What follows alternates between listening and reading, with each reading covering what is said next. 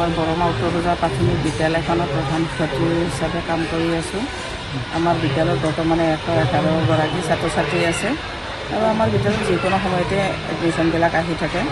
গতিকে আমি চাইছোঁ যে আমি শিক্ষাদানৰ ক্ষেত্ৰত বৰ্তমান আমি 5গৰাকী অকল শিক্ষয়িত্ৰীয়ে হয়, প্ৰতিটো ক্লাছতে আছে। তো মানে শিক্ষাৰ লগতে আমি বিভিন্ন দিশবিলাক ছাত্ৰ ছাত্ৰীৰ যাতে আমি বিকাশ কৰিব পাৰোঁ তাৰ কাৰণে চেষ্টা কৰোঁ।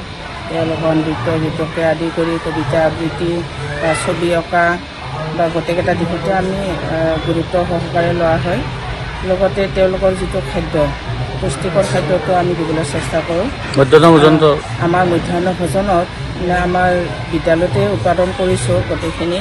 কি শাক পাচলি? এতিয়া আমাৰ পানীলাও আছে, ৰঙালাও আছে, বিন, বন্ধাকবি, লাই, লফা, পালেং, ধনিয়া, তাৰপিছত বকফুল আছে আৰু বিলাহীও আছে, লেচেৰা আছে, কল আছে। কোনে কৰে এইখিনি? প্ৰথমতে আমি মাটিখিনি চফা কৰি লওঁ হাজিৰা ৰাখি পেলাই। তাৰপিছত ছাত্ৰ ছাত্ৰী আমি বা ৰান্ধনীবিলাক গোটেইখিনি মিলি পেলাই কামখিনি আমি খেতিখিনি আমি নিজে কৰোঁ। মানে পুষ্টিকৰ খাদ্য আৰু নাই একো সাৰ চাৰ দিয়া নাযায়। তাৰপিছতে ছাত্ৰ ছাত্ৰীবিলাকে সময়ে সময়ে এই বনবিলাক চাফা কৰে, পানী দিয়ে, চোৱা চিতাবিলাক তেওঁলোকে কৰে।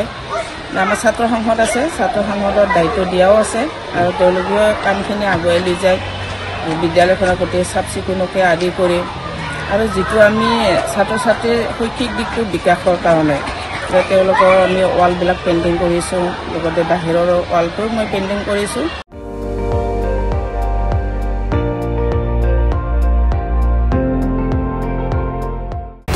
আপুনি চাই আছে ND24, সৰ্বশ্ৰেষ্ঠ নহয় সৰ্বোত্তমৰ দৌৰত।